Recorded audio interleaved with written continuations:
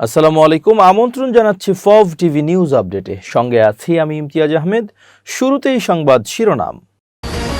BNP এগিয়ে থাকলেও অবিশ্বাস্য ফলাফলের পথে জামাত, রয়টার্সের প্রতিবেদন। ভোট কেন্দ্রে মোবাইল ফোন নিয়ে ঢুকতে না পারার সিদ্ধান্তে তোলপাড়, নিজ এলাকার বাইরে অবস্থানে 82 ঘন্টার নিষেধাজ্ঞা। হকারকে টাকা দেওয়ার প্রসঙ্গে যা বললেন আলোচিত অ্যাডভোকেট শাহরিয়ার কবির।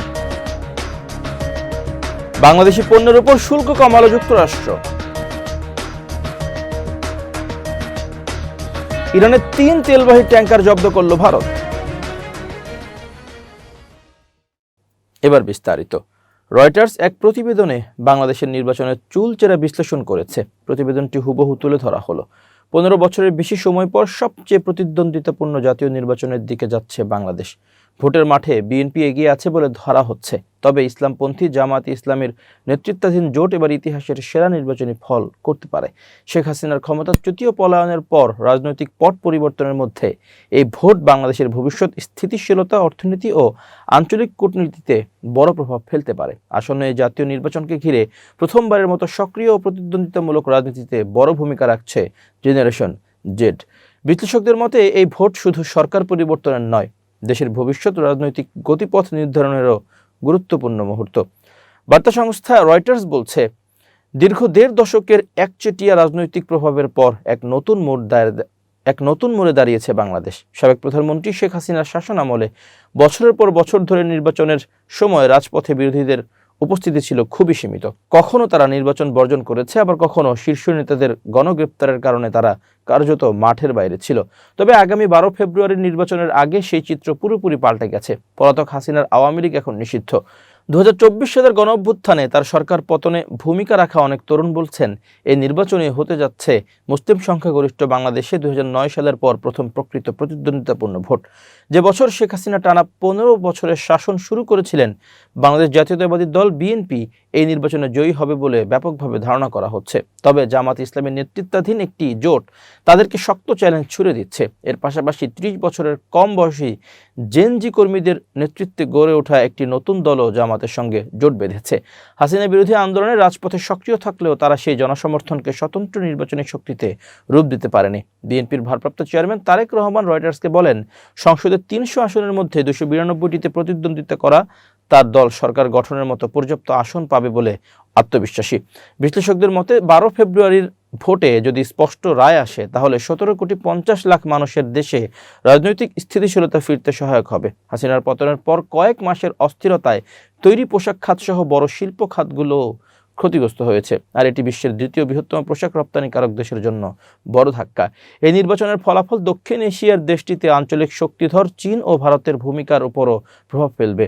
ঢাকার সেন্টার ফর গভর্নেন্স স্টাডিজের নির্বাহী পরিচালক পারভেজ করিম আব্বাসী বলেন, জনমত জরিপে বিএনপি এগিয়ে থাকলেও এখনও ভোটারদের বড় একটা অংশ কোনো সিদ্ধান্ত নেননি। ফলাফলের ক্ষেত্রে এটি গুরুত্বপূর্ণ বিষয়। তিনি বলেন, ভোটের ফল নির্ধারণে কয়েকটি বিষয়ে প্রভাব ফেলবে। এর মধ্যে জেনারেশন জেডের ভোট বিশেষভাবে গুরুত্বপূর্ণ, কারণ মোট ভোটারের প্রায় 1/4 এই প্রজন্মের। সারা দেশে বিএনপির ধানের শীষ এবং জামাতের দাড়িপাল্লা প্রতীক সংবলিত সাদা কালো পোস্টার ও ব্যানার খুঁটি, গাছ এবং সড়কের দেয়ালে ঝুলতে দেখা যাচ্ছে। এর সঙ্গে রয়েছে বেশ কয়েকজন স্বতন্ত্র প্রার্থীর প্রচার সামগ্রী। সড়কের মোড়ে মোড়ে দলীয় প্রতীক লাগানো অস্থায়ী কার্যালয় থেকে ভেসে আসছে প্রচারণার গান। আগের নির্বাচনের সঙ্গে এর বড় পার্থক্য হলো, তখন সর্বত্রই আধিপত্য ছিল আওয়ামী লীগের নৌকা প্রতীকের। জনমত জরিপে ধারণা করা হচ্ছে, একসময় নিষিদ্ধ থাকা জামাত এবার তাদের ইতিহাসের সেরা নির্বাচনী ফল করতে পারে, যদিও দলটি এককভাবে সরকার গঠন নাও করতে পারে। দলটি 1971 সালে ভারতের সমর্থনে পাকিস্তান থেকে বাংলাদেশের স্বাধীনতার বিরোধিতা করেছিল। বিশ্লেষকদের মতে এই নির্বাচনের রায় আগামী দিনে বাংলাদেশে ভারত ও চীনের ভূমিকাও নতুনভাবে নির্ধারণ করবে। শেখ হাসিনাকে ভারতের ঘনিষ্ঠ হিসেবে দেখা হতো। ক্ষমতাচ্যুত হওয়ার পর তিনি নয়াদিল্লিতে পালিয়ে যান এবং সেখানেই অবস্থান করছেন। এরপর থেকে বাংলাদেশে বেইজিংয়ের প্রভাব বেড়েছে বলে মনে করা হচ্ছে। ভারতের প্রভাব কমে যাওয়ার প্রেক্ষাপটে বিএনপিকে তুলনামূলক দিল্লির সঙ্গে বেশি সামঞ্জস্যপূর্ণ মনে করেন কিছু বিশ্লেষক। অন্যদিকে জামাত নেতৃত্বাধীন সরকার গঠিত হলে দেশটি পাকিস্তানের দিকে আরও ঝুঁকতে পারে বলে ধারণা তাদের। পাকিস্তান একটি মুসলিম সংখ্যাগরিষ্ঠ দেশ এবং ভারতের দীর্ঘদিনের প্রতিদ্বন্দ্বী। জামাতের জেন জেড মিত্র দলটি বলছে, বাংলাদেশে নয়াদিল্লির আধিপত্য তাদের অন্যতম উদ্বেগ। দলটির নেতারা সম্প্রতি চীনা কূটনীতিকদের সঙ্গে বৈঠক করেছেন। তবে ইসলামী নীতিতে পরিচালিত সমাজের পক্ষে অবস্থান নেয়া জামাত অবশ্য বলেছে, তারা কোনো দেশের প্রতি পক্ষপাতদুষ্ট নয়। বিএনপির তারেক রহমান বলেছেন, তার দল সরকার গঠন করলে যে দেশ বাংলাদেশের জনগণ ও রাষ্ট্রের জন্য উপযোগী প্রস্তাব দেবে তাদের সঙ্গে বন্ধুত্বপূর্ণ সম্পর্ক রাখা হবে। বিশ্লেষকদের মতে জামাতের প্রতি ভোটারদের আকর্ষণের বড় কারণ তাদের পরিষ্কার ভাবমূর্তি, ধর্মীয় অবস্থান নয়। জরিপে বলা হয়েছে, ভোটাররা নির্বাচনে অংশগ্রহণে আগ্রহী, ধর্মীয় বা প্রতীকী ইস্যুর চেয়ে দুর্নীতি ও অর্থনৈতিক বিষয়কে বেশি গুরুত্ব দিচ্ছেন এবং দায়িত্বশীল, দক্ষ ও জবাবদিহিতামূলক নেতৃত্ব প্রত্যাশা করছেন। সব মিলিয়ে সাবেক প্রধানমন্ত্রী খালেদা জিয়ার ছেলে তারেক রহমানকে পরবর্তী সরকার প্রধান হওয়ার সবচেয়ে সম্ভাব্য প্রার্থী হিসেবে দেখা হচ্ছে। তার দাবি, তবে যদি জামাত নেতৃত্বাধীন জোট এগিয়ে থাকে বা এগিয়ে যায়, তাহলে তাদের চেয়ারম্যান ডাক্তার শফিকুর রহমানও প্রধানমন্ত্রী হওয়ার দৌড়ে থাকতে পারেন। ত্রয়োদশ জাতীয় সংসদ নির্বাচন ও গণভোটে ভোট কেন্দ্রের 400 গজের মধ্যে মোবাইল ফোন ব্যবহার নিষিদ্ধ করেছে নির্বাচন কমিশন ইসি। ওই নির্দেশনার তীব্র নিন্দা ও প্রতিবাদ জানিয়েছে বাংলাদেশ জামাত ইসলামী। সোমবার দলটির সেক্রেটারি জেনারেল মিয়া গোলাম পরোয়ার এই সংক্রান্ত এক বিবৃতিতে এই সিদ্ধান্ত পুনর্বিবেচনার জন্য নির্বাচন কমিশনের প্রতি আহ্বান জানিয়েছেন। তিনি বলেন, ভোট কেন্দ্রে মোবাইল ফোন নিষিদ্ধ করার সিদ্ধান্ত ভোটারদের মধ্যে ভয় ও শঙ্কা সৃষ্টি করতে পারে, একটি অবাধ ও সুষ্ঠু নির্বাচনের জন্য বড় বাধা সৃষ্টি করতে পারে। ইসির এই নির্দেশনাকে হঠকারী এবং ভোট জালিয়াতির সুযোগ করে দেওয়ার কৌশল বলে সমালোচনা করেছেন জামাত সহ 11 দলীয় নির্বাচনী ঐক্য সমর্থিত প্রার্থী ও এনসিপি নেতা হাসনাত আব্দুল্লাহ। সোমবার নিজের ভেরিফাইড ফেসবুক পেজে দেওয়া এক পোস্টে তিনি লেখেন, ভোট কেন্দ্রের 400 গজের মধ্যে মোবাইল ফোন নিষিদ্ধের অর্থ হলো সবাইকে নিজের মোবাইল ঘরে রেখে যেতে হবে। এমনকি কোনো মজো সাংবাদিক বা সিটিজেন জার্নালিজমও অ্যালাউড না। এটা স্পষ্টত হঠকারী সিদ্ধান্ত। ইঞ্জিনিয়ারিং বা জালিয়াতি করার ইচ্ছা থাকলেই কেবল এমন সিদ্ধান্ত নেওয়া যায়। এই সিদ্ধান্তকে অযৌক্তিক উল্লেখ করে তিনি লেখেন, এমনটা আগে কখনো দেখেনি। এটার মানে কোনো বিপদ হইলেও কল করে কাউকে জানানো যাবে না। অনেকে নিরাপত্তাহীনতার জন্য মোবাইল নিতে না পারলে ভোট দিতেও যাবে না। ঢাকা 11 আসনের 11 দলীয় জোটের প্রার্থী ও জাতীয় নাগরিক পার্টির আহ্বায়ক নাহিদ ইসলাম বলেন, আমরা এতদিন কিছু বলিনি, সব সহ্য করে গেছি। নির্বাচনের দ্বার প্রান্তে এসে এই ধরনের ভোট কারচুপি মিডিয়াকে ব্ল্যাকআউট করে দেওয়া হবে, মানুষের তথ্য অধিকারকে রোধ করে দেওয়া হবে। এই ধরনের কোনো আইন করা হলে সেই আইন মেনে নেওয়া হবে না। ইসির এই নির্দেশের তীব্র সমালোচনা করেছেন ঢাকা বিশ্ববিদ্যালয়ের কেন্দ্রীয় ছাত্র সংসদের ভিপি সাদিক কায়েমও। তিনি তার ফেসবুক স্ট্যাটাসে লেখেন, ভোট কেন্দ্র এলাকায় যে কোনো অনাকাঙ্ক্ষিত ঘটনা ঘটলে তার কোনো তথ্য ফুটেজ স্বয়ং ভুক্তভোগীর কাছেও থাকবে না। নির্বাচন কমিশনের উপর ভর করে এই নব্য ফ্যাসিজম জাতির উপর কারা চাপিয়ে দিল? ভোট কেন্দ্রে মোবাইল ফোন নিয়ে প্রবেশে নিষেধাজ্ঞা বাস্তবায়নের নির্দেশনা দিয়ে ইসির সিনিয়র সহকারী সচিব মোহাম্মদ শহীদুল ইসলাম স্বাক্ষরে সংশ্লিষ্ট রিটার্নিং কর্মকর্তাদের নির্দেশনা পাঠান। নির্দেশনায় বলা হয়, আগামী 12 ফেব্রুয়ারি অনুষ্ঠিতব্য জাতীয় সংসদ নির্বাচন ও গণভোট উপলক্ষে ভোট কেন্দ্রের 400 গজ ব্যাসার্ধের মধ্যে সাধারণভাবে কেউ মোবাইল ফোন নিয়ে প্রবেশ করতে পারবে না। তবে ভোট কেন্দ্রের দায়িত্বপ্রাপ্ত প্রিসাইডিং অফিসার, ভোট কেন্দ্রের দায়িত্বপ্রাপ্ত পুলিশ ইনচার্জ এবং নির্বাচন সুরক্ষা 2026 অ্যাপ্লিকেশন ব্যবহারকারী অঙ্গীভূত সাধারণ আনসার ও বিডিপির 2 জন সদস্য এই নিষেধাজ্ঞার বাইরে থাকবেন।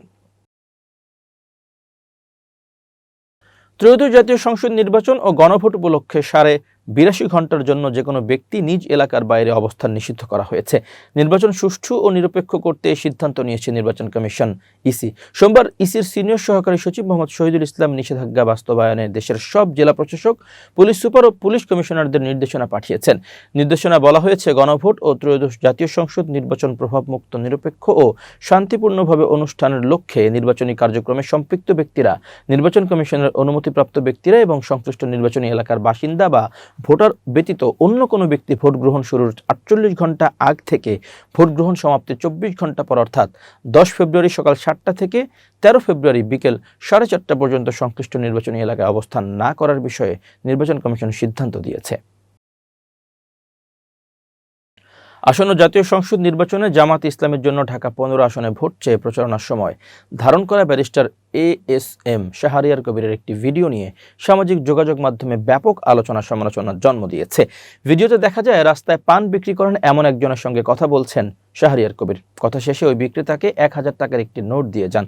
ভিডিওতে আরও দেখা যায় বয়স্ক ওই ব্যক্তির কাছে শাহরিয়ার কবির জানতে চান ব্যবসা কেমন হচ্ছে।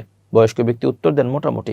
তখন শাহরিয়ার কবির বলেন, মোটামুটি কেন? উত্তরে ওই ব্যক্তি বলেন, দেশের পরিস্থিতি ভালো না, সবাই ভয়ের মধ্যে, আতঙ্ক, কোন সময় কি করে বয়। এক পর্যায়ে শাহরিয়ার কবির বলেন, আমরা মুসলমান, একমাত্র আল্লাহ ছাড়া আর কারো ক্ষমতা আছে ভালো করার? একই সঙ্গে তিনি জিজ্ঞেস করেন রিজিকের মালিককে। আপনার সঙ্গে এই মুহূর্তে আমার দেখা হবে, এর মালিককে? উত্তরে ওই ব্যক্তি বলেন, আল্লাহ। তখন শাহরিয়ার কবির বলেন, তাহলে সে যেটা বলেছে তার বাইরে গিয়ে দেশ চললে ভালো হবে। এরপর চলে যাওয়ার সময় তিনি ওই ব্যক্তির হাতে 1000 টাকার একটি নোট গুঁজে দেন। এ বিষয়ে জিজ্ঞাসা করলে সোমবার শাহরিয়ার কবির গণমাধ্যমে বলেন, মানুষের সাহায্য করা বিপদ হয়ে গেল। দোকানে বাচ্চাদের সাহায্য করাটা, অর্থাৎ খেলনা কিনতে টাকা দেওয়াটা বিপদ হলো না, কিন্তু গরিব মানুষটাকে সাহায্য করাটা বিপদ হয়ে গেল। নির্বাচনী প্রচারণার সময় এভাবে টাকা দেওয়ার মাধ্যমে আচরণবিধি লঙ্ঘন হয়েছে কিনা জিজ্ঞাসা করলে গণমাধ্যমে তিনি বলেন, ওই ব্যবসায়ীর সঙ্গে অনেকক্ষণ কথা হয়েছে আমার। তিনি বলেছিলেন তার সারাদিন বিক্রি হয়নি। আমি মানবিক দিক বিবেচনায় তাকে 1000 টাকা দিয়েছি। এটা সব ক্যামেরার সামনেই। এক্ষেত্রে তার কাছে আমি তো ভোট চাইনি। এই ব্যক্তির আগে পরে আমি ছোট ছোট বাচ্চাদেরও খেলনা বা খেলার সামগ্রী কিনতে টাকা দিয়েছি। এগুলো সব অনেকগুলো ক্যামেরার সামনে দিয়েছি। তিনি বলেন, আমি বাচ্চাদেরও টাকা দিয়েছিলাম এবং বলেছিলাম যে তোমরা আবার ভেবো না যে নির্বাচনের জন্য এটা দিচ্ছি। হকারকে টাকা দেয় এই জায়গায় ঘটনা। গরিব মানুষেরা ইস্যু হয়ে গেল আর বাচ্চাদের ইস্যু হলো না। উল্লেখ্য, গণপ্রতিনিধিত্ব আদেশ 1972-এর 75 নম্বর অনুচ্ছেদে ঘুষ গ্রহণ প্রদানের অপরাধ সম্পর্কে বলা আছে। যদি কোনো ব্যক্তি কোনো ভোটারকে নির্বাচনে ভোট দিতে উৎসাহিত করার জন্য অথবা ভোট দেওয়া থেকে বিরত রাখার জন্য সরাসরি বা পরোক্ষভাবে টাকা বা ঘুষ দেন, প্রস্তাব দেন বা প্রতিশ্রুতি দেন, তবে তিনি অপরাধী হিসেবে গণ্য হবেন। এটিকে শাস্তিযোগ্য অপরাধ হিসেবে নিরূপণ করা হয়েছে। 2008 সালের নির্বাচনী আচরণবিধি অনুসারে নির্বাচন পূর্ব সময়ে উক্ত প্রার্থী নির্বাচনী এলাকায় বসবাসকারী কোনো ব্যক্তি, গোষ্ঠী কিংবা উক্ত এলাকা বা অন্যত্র অবস্থিত কোনো প্রতিষ্ঠানে প্রকাশ্য বা গোপনে কোনো প্রকার চাঁদা বা অনুদান প্রদান করতে বা প্রদানে অঙ্গীকার করতে পারবেন না। এবার আন্তর্জাতিক প্রসঙ্গ। যুক্তরাষ্ট্রের সঙ্গে রেসিপ্রোকাল ট্রেড ART চুক্তি স্বাক্ষর করেছে বাংলাদেশ। সোমবার 9 ফেব্রুয়ারি রাত 10টার দিকে বাংলাদেশের পক্ষে বাণিজ্য উপদেষ্টা শেখ বশিরউদ্দিন এবং যুক্তরাষ্ট্রের পক্ষে বাণিজ্য প্রতিনিধি জেমিসন গ্রিয়ার চুক্তিতে স্বাক্ষর করেন।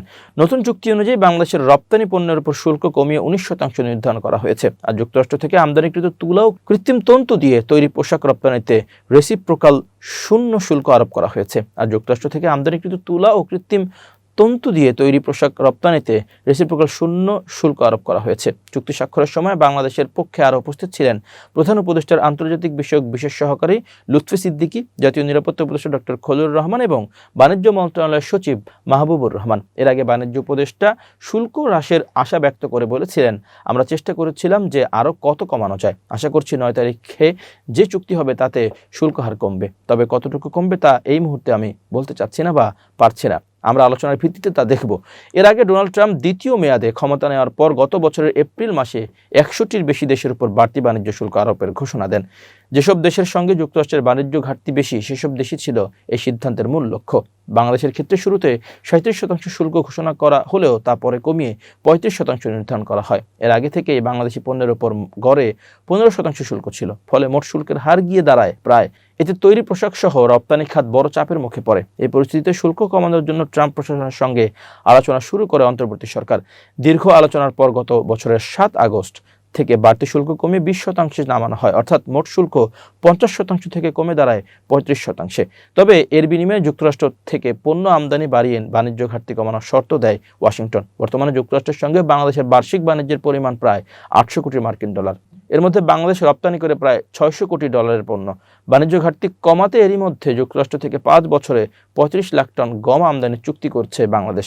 পাশাপাশি উড়োজাহাজ ও যন্ত্রাংশ, তরলীকৃত প্রাকৃতিক গ্যাস, LNG, সয়াবিন তেল, ভুট্টা ও তুলা সহ বিভিন্ন পণ্য আমদানির সিদ্ধান্ত নেওয়া হয়েছে।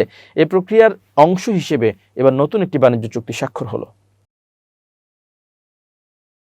আন্তর্জাতিক তেল পাচার চক্রের বিরুদ্ধে অভিযানের অংশ হিসেবে আরব সাগরে ইরানের সঙ্গে সংশ্লিষ্ট 3টি তেলবাহী ট্যাঙ্কার জব্দ করেছে ভারতীয় কোস্টগার্ড। জাহাজগুলো মুম্বাইয়ের পশ্চিমে প্রায় 100 নটিক্যাল মাইল দূরে আটক করা হয়। ভারতীয় কোস্টগার্ড জানায়, আধুনিক প্রযুক্তি নির্ভর নজরদারি ও তথ্য বিশ্লেষণের মাধ্যমে 6 ফেব্রুয়ারি জাহাজ 3টি শনাক্ত করা হয়। প্রাথমিক তদন্তে দেখা গেছে আন্তর্জাতিক জলসীমায় মাঝ সমুদ্রে তেল হস্তান্তরের মাধ্যমে নিষেধাজ্ঞাভুক্ত তেল পরিবহন করছিল একটি সংঘবদ্ধ চক্র। অভিযানের পর জাহাজগুলোকে আইনি প্রক্রিয়ার জন্য মুম্বাই বন্দরে নেওয়া হচ্ছে। তেল পরিবহন পর্যবেক্ষণকারী সংস্থাগুলোর তথ্য অনুযায়ী আটক জাহাজগুলোর নাম টেইলার, রুবি, চিলটার্ন ও অ্যাসফাল্ট স্টার। এগুলো এর আগে যুক্তরাষ্ট্রের নিষেধাজ্ঞার আওতায় পড়ে। ওয়াশিংটনের অভিযোগ, ইরান তেল রপ্তানির উপর আরোপিত নিষেধাজ্ঞা এড়াতে যে শ্যাডো ফ্লিট ব্যবহার করছে এসব জাহাজ তারই অংশ। এ ঘটনার মধ্যে ইরানের তেল বাণিজ্য ঘিরে আন্তর্জাতিক উত্তেজনা বাড়ছে। যুক্তরাষ্ট্র সম্প্রতি ইরানের তেল রপ্তানি ঠেকাতে নতুন নিষেধাজ্ঞা আরোপ করেছে। একই সময়ে মধ্যপ্রাচ্যের সম্ভাব্য সংঘাত নিয়ে উদ্বেগও বাড়ছে। এবার বিজ্ঞান ও প্রযুক্তির খবর। চাঁদে একটি বড় শহর গড়ে তোলার পরিকল্পনার কথা জানিয়েছেন মার্কিন ধনকুবের ইলন মাস্ক। তার ভাষায়, মহাকাশ গবেষণা সংস্থা স্পেস এক্স এখন চাঁদে একটি স্বয়ংসম্পূর্ণ শহর নির্মাণে বেশি গুরুত্ব দিচ্ছে এবং আগামী 10 বছরের মধ্যে এটি বাস্তবায়ন করা সম্ভব। বার্তা সংস্থা রয়টার্স এই তথ্য জানিয়েছে। রোববার 8 ফেব্রুয়ারি নিজের মালিকানাধীন সামাজিক যোগাযোগ মাধ্যম এক্স হ্যান্ডেলে দেওয়া এক পোস্টে মাস্ক বলেন, স্পেস এক্স এখনও 5 থেকে 7 বছরের মধ্যে মঙ্গল গ্রহে শহর গড়ে তোলার দীর্ঘদিনের লক্ষ্য ধরে রেখেছে। তবে বর্তমান পরিস্থিতিতে তাদের প্রধান অগ্রাধিকার হল মানব সভ্যতার নিরাপত্তা নিশ্চিত করা এবং দ্রুত চাঁদে পৌঁছানো। এর আগে শুক্রবার ওয়াল স্ট্রিট জার্নালের এক প্রতিবেদনে বলা হয়, স্পেস এক্স বিনিয়োগকারীদের জানিয়েছে যে তারা আপাতত মঙ্গল গ্রহের পরিকল্পনা পিছিয়ে দিয়ে চাঁদ অভিযানে মনোযোগ দিচ্ছে। মঙ্গল অভিযান ভবিষ্যতের জন্য রেখে দেওয়া হয়েছে। রয়টার্সের তথ্য অনুযায়ী স্পেস এক্স 2027 সালের মার্চে চাঁদে একটি মানববিহীন মহাকাশযান অবতরণের লক্ষ্য নির্ধারণ করেছে। এদিকে এক সপ্তাহ আগে ইলন মাস্ক ঘোষণা দেন যে তার নেতৃত্বাধীন কৃত্রিম বুদ্ধিমত্তা প্রতিষ্ঠান XAI অধিগ্রহণ করেছে স্পেস এক্স। এই চুক্তিতে স্পেস এক্স এর মূল্যায়ন করা হয়েছে প্রায় $1 লাখ কোটি এবং XAI এর মূল্য ধরা হয়েছে প্রায় $25,000 কোটি। প্রিয় দর্শক, শেষ করছি ফব টিভি নিউজ আপডেট। আজ এ পর্যন্তই। ভিন্ন খবর নিয়ে দেখা হবে আগামীকাল রাত 8টায়। নিজেকে আপডেট রাখতে সাবস্ক্রাইব করুন চ্যানেলটি। নিয়মিত লাইক, কমেন্ট ও শেয়ার করে ছড়িয়ে দিন সর্বত্র। সুস্থ থাকুন, নিরাপদে থাকুন। আল্লাহ হাফেজ।